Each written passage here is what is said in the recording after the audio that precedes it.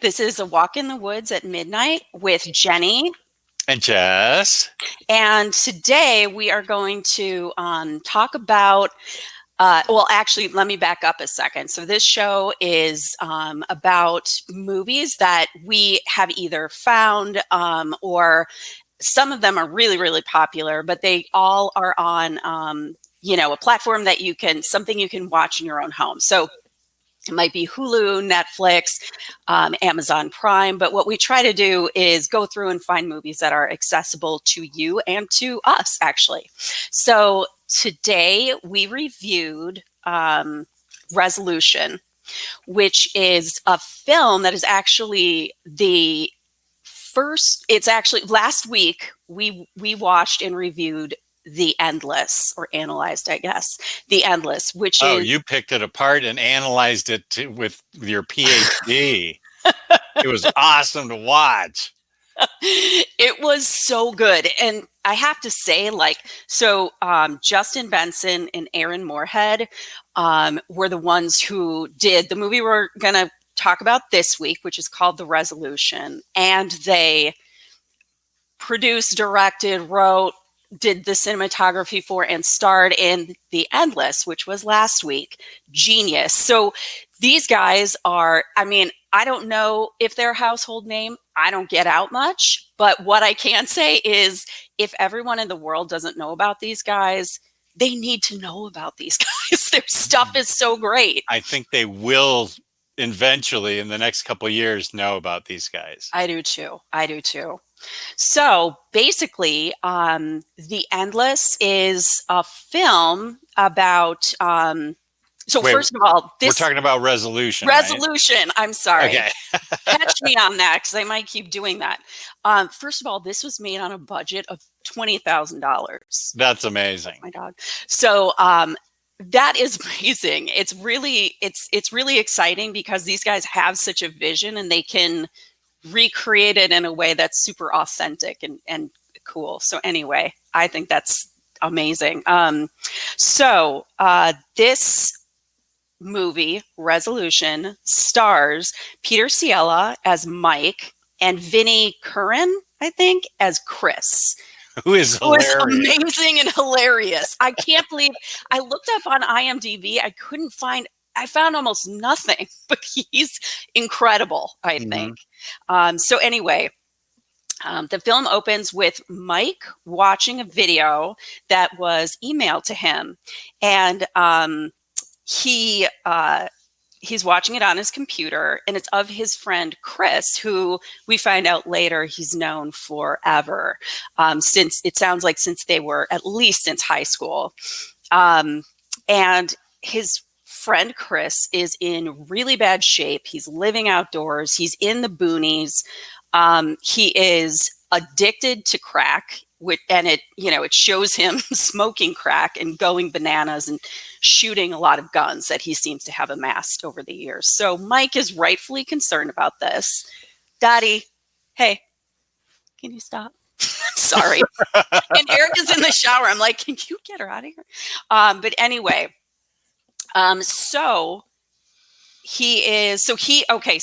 Mike decides to go and find him, much to his wife's chagrin, his pregnant wife's chagrin. She protests a little bit, but is kind of like, look, okay, this is kind of selfish of you actually to do because you want to feel like a hero, clearly, but go. So he goes out into deep country because he wants to take his friend to rehab. I've taken notes. And Chris is 100% unwilling to go to rehab. So Mike chains him up to a pipe in this abandoned house that Chris was living in. And he tases him. Fun side note, Chris, the character, the guy who plays him in real life, insisted upon being genuinely tased. Oh, he did?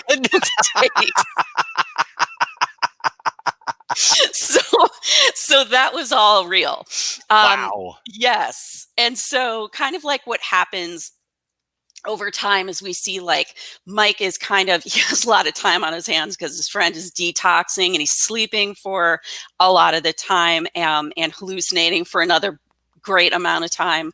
So Mike kind of goes out and finds these really weird photos, things of like murders and really bizarre things. And he, what happens is that things start to obviously come to them, to their doorstep. And it's media. It might be a videotape. It might be records. It might be, stuff that they stumble upon, but in a way that is intentionally set up by someone or something.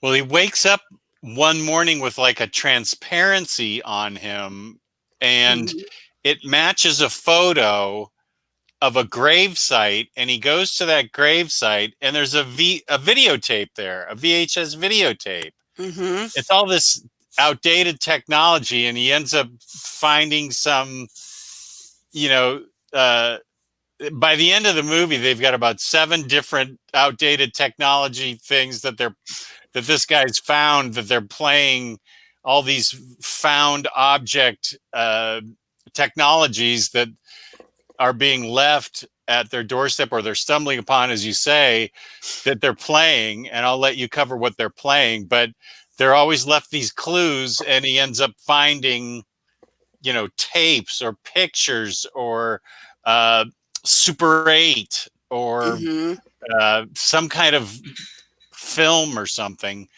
that it's leading him to.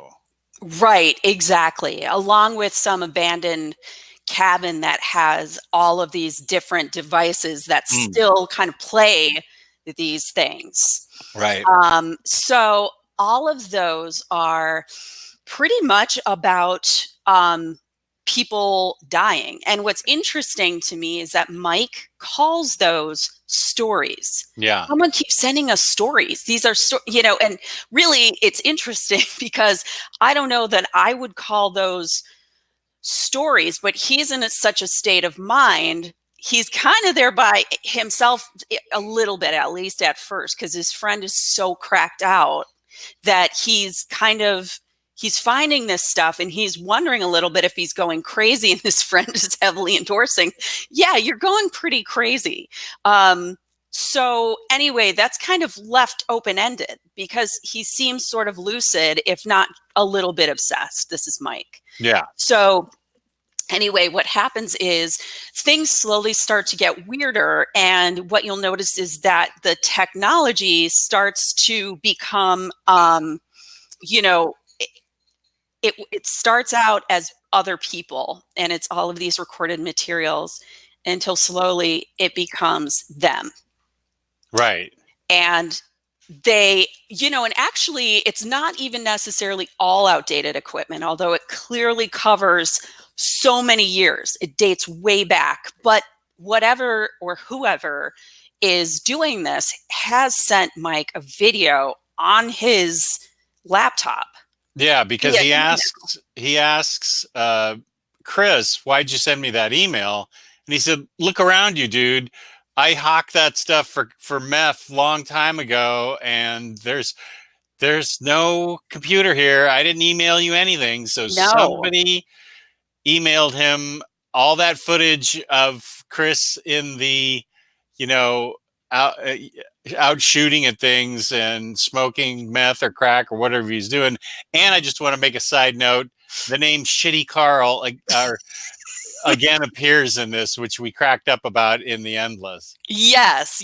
So he had sold all of his shit to Shitty Carl, right? Which he makes really clear. And we actually meet Shitty Carl in The Endless, as you said, who has a little bit more of a substantive part.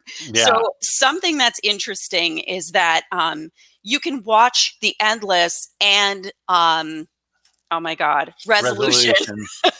Yeah. In tandem or separately, and they both stand on their own. And if you choose to watch both of them, there are interconnected stories there, which is really cool. It's a story from that you'll see in The Endless, fleshed out fully. My personal thing is I would rather do it the way we did it. See, even though Resolution was done before The Endless, I liked seeing this movie after I saw The Endless and seeing the little vignette that we saw in the movie that represents the full movie and the resolution. Yes. I Yeah. like seeing it more fleshed out here after being introduced to the characters in the Endless. Yeah, and it really helps. It really, at least, made me think about this in much the same way that we thought about The Endless, which, without, I mean, ruining anything, I think we can say that these guys, there are these sort of separate worlds containing stories. Would you say that's containing people who are kind of like living stories over and over again? Wait, in the Endless or in Resolution? I think both.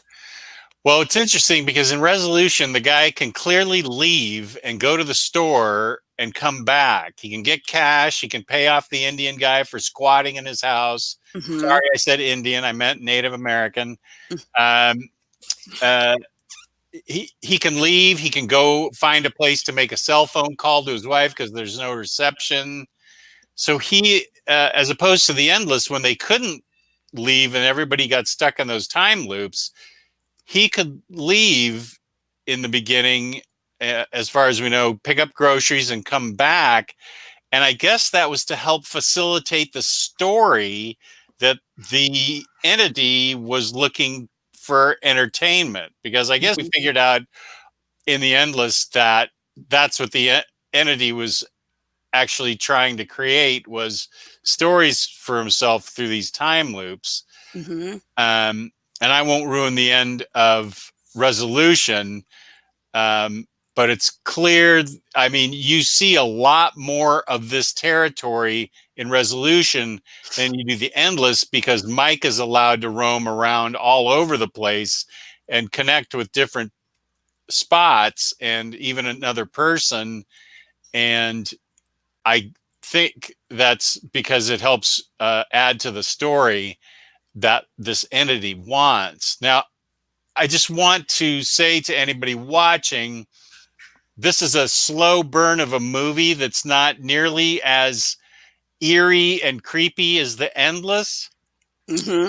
So it's really a thing to watch to help flesh out The Endless. It's a movie you want to watch. It's not going to scare you. It's more a movie you want to watch in tandem with The Endless to help flesh out that part of The Endless and to see where the seeds were planted that blossomed into The Endless. Um, so it's not going to scare you like The Conjuring, and it's not going to there's no blood necessarily or anything. So it's not your it's this isn't the typical movie that Jenny and I review, but it's really worth watching if you liked The Endless. You really should see this movie because it helps set the stage for The Endless, and it's a good, interesting movie with a good, interesting ending. It's only 90 minutes, and it really kept me.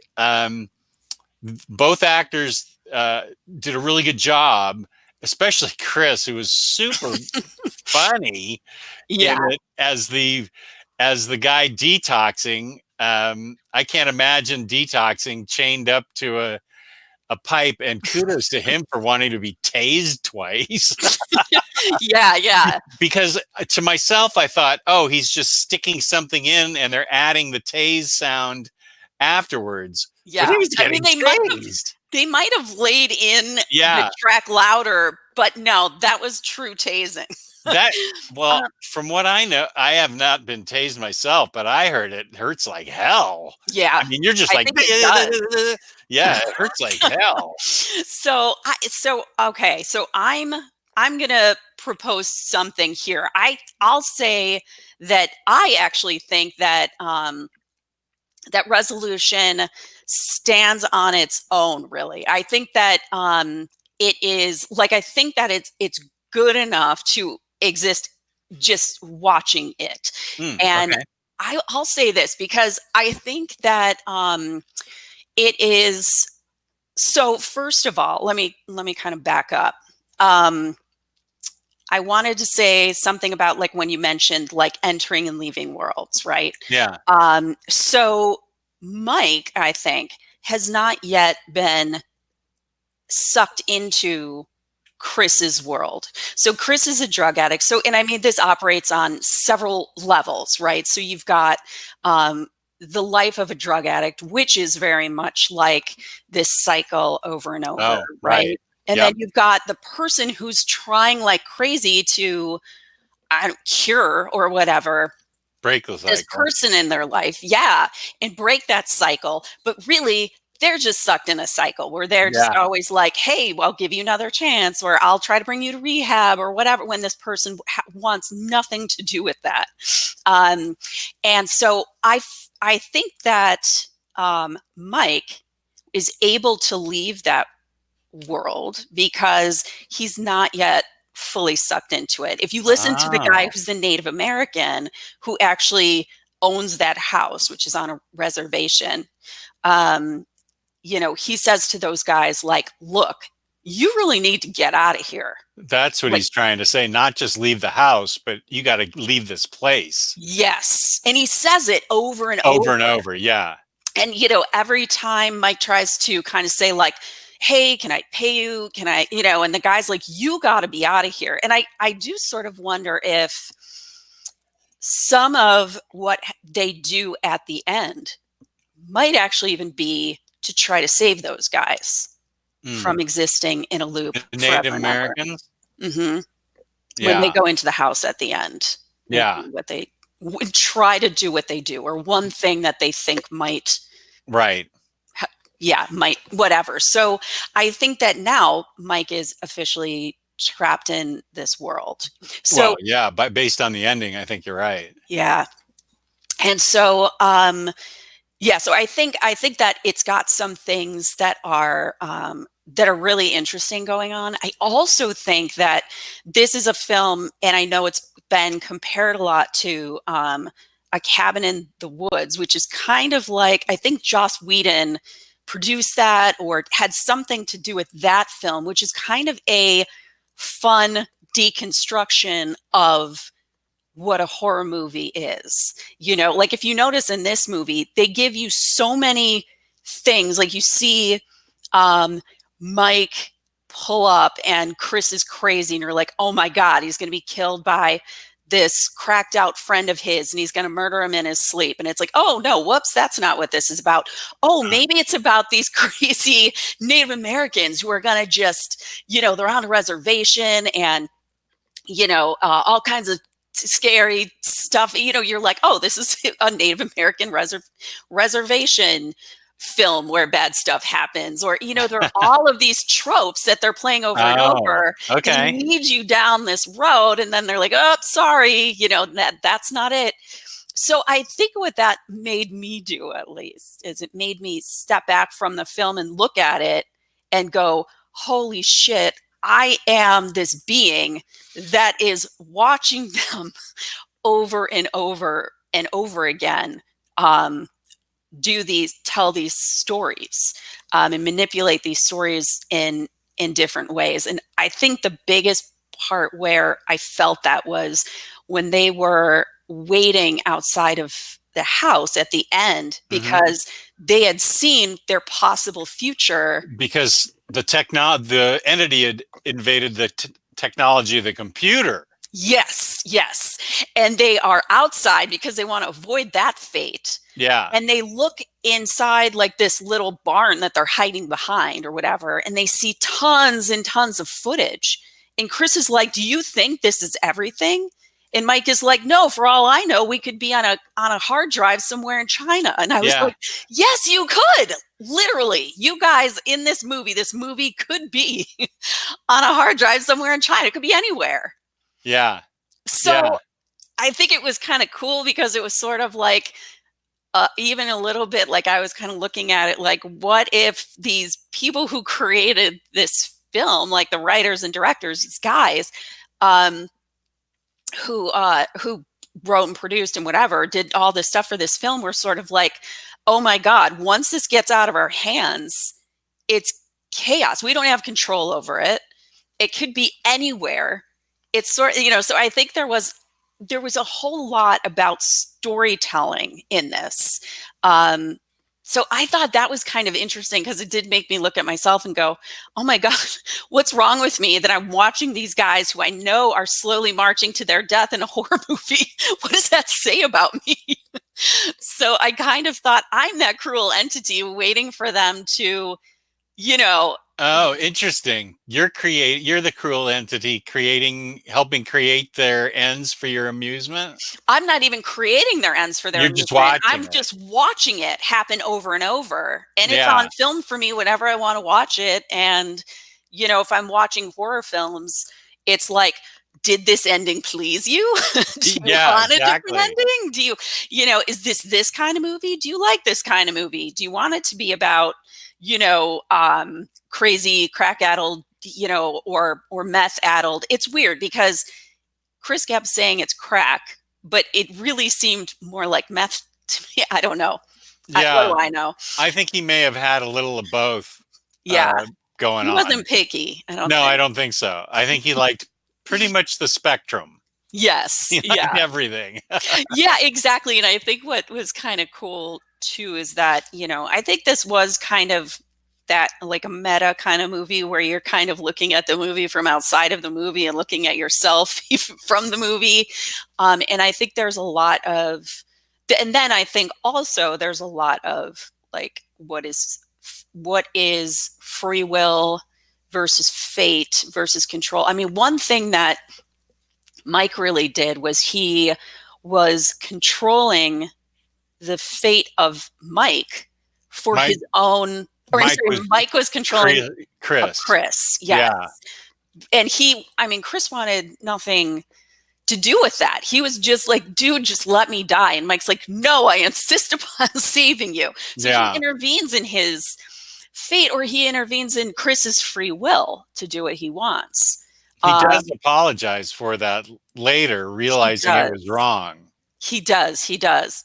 And maybe it's after he sees or starts to realize that he's starting to kind of stitch together that there is some entity or somebody or something out there that is manipulating his fate and chaining him to this movie, you know, and is kind of taking away Mike's free will too. Oh, okay. Yeah. Yeah. So, That's a good point. yeah. Um, but I don't know. I'm throwing a lot out there, which I'm not really sure that there's, how many But people would agree with that stuff, or if they can probably flesh it out better than I can, really. no, I always like your analyzation of these things because you definitely dive deeper than I do. I'm more of a surface level scare guy. Did this scare me or did it not?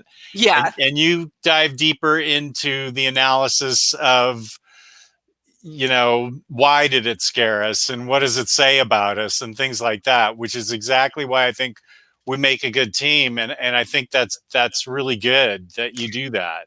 Yeah, yeah, and I think that it's interesting because what I really like about it, though, also is that I really love those surface level scares too, you Yeah. know? And then I like to like just take everything apart and go like, why?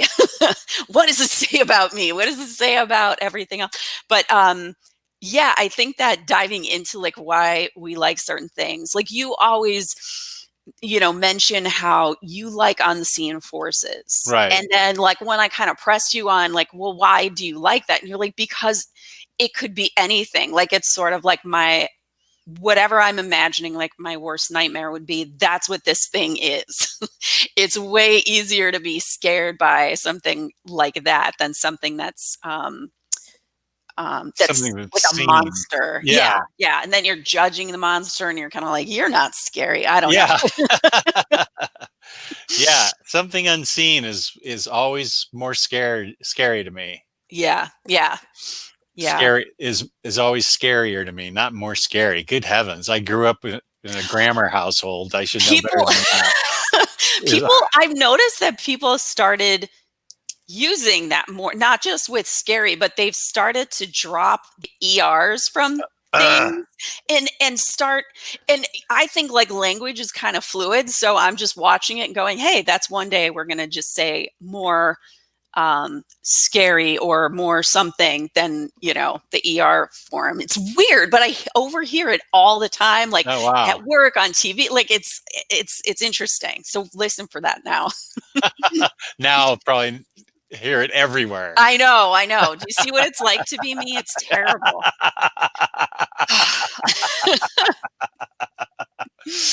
So, but anyway, yeah, I think one thing that, I think that this movie was, like you said, kind of eerie, and that it was more eerie than straight up scary, because there is something about this unseen force, and there is something, at least to me, that's really kind of scary about being watched without Right. knowing it.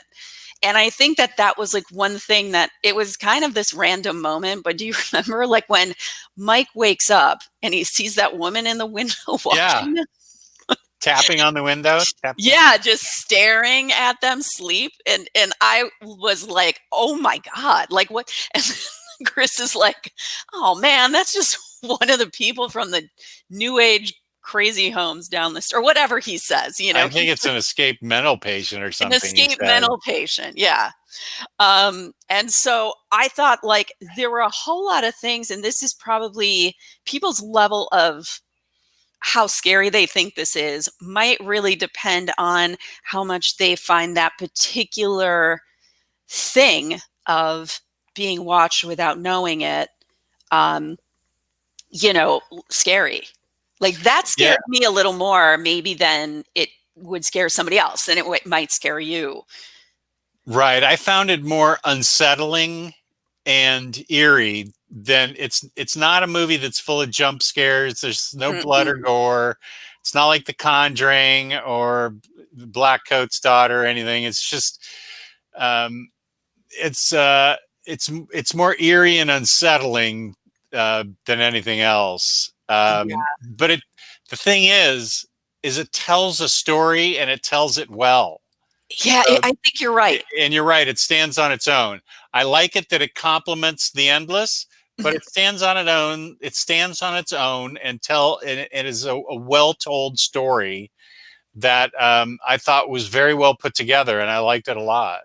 Yeah, and I love the dialogue between those It's very guys. natural. Very natural, and, like, very just, I wanted to be around, and I really sort of, even after the movie, I wanted to be around Chris. Like, I wanted to hang out with him, Yeah, you he know? seemed fun. He's, like, hilarious and crazy, and, just looks at life in a specific way that's really interesting, I think. Um, and, yeah, so I don't know. So, yeah, I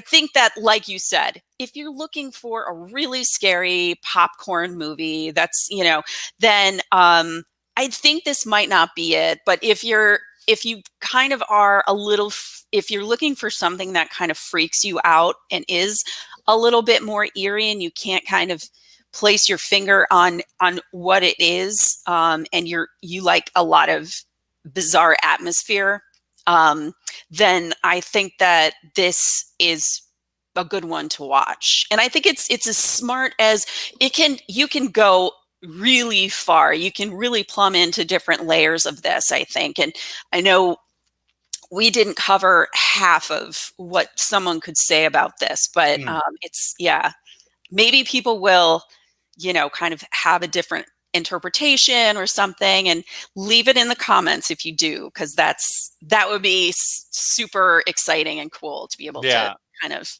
figure out some of And that stuff. if you saw The Endless, you definitely should see Resolution. Yes, yeah, 'Cause and vice versa. yeah, because we were both very high on The Endless, and so we feel strongly about Resolution too, that they mesh together well.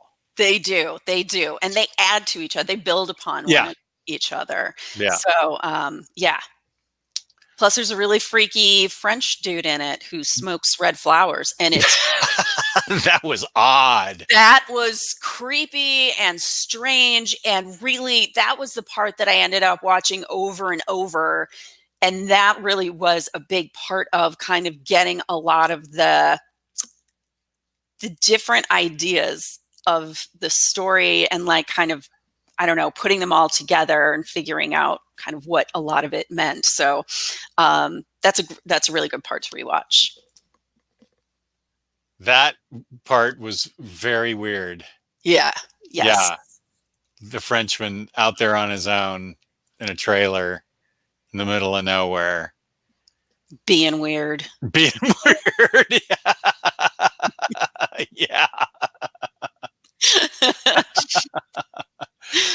Okay, well, that's great. On that note, so we recommend this film, especially if you watch The Endless. We think this is a great compliment to that movie. So we will be back next week, and it's my choice. So I'm going to pick something utterly terrifying. I actually don't know what I'm going to pick. So I'm going to, it'll be terrifying. We know that much. yeah, I want something with a Ouija board that calls up the spirits of demons or something. That's what I want. There've got to be a whole, that's got to be a whole section somewhere. Yeah. So that's what I want. I want demons that just scare me and I can't even go to sleep at night. Yeah. Yes. Yeah. Perfect. I love it. That's what I'll do next. Okay, everybody. Thank you for watching. We appreciate it. Please hit the like button. Feel free to subscribe and leave comments. We always respond to comments. And as usual, peace and love. Peace and love. Thank you.